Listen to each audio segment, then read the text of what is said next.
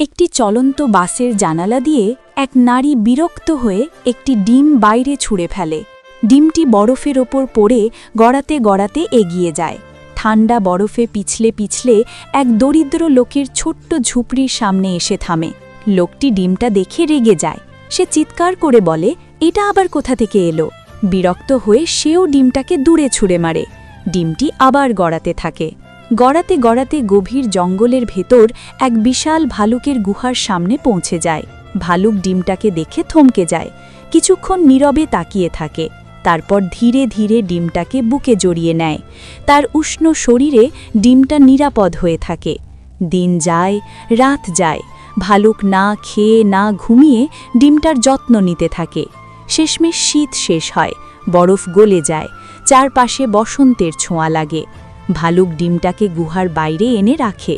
হঠাৎ ডিম ভেঙে বেরিয়ে আসে এক ছোট্ট ডাইনোসর।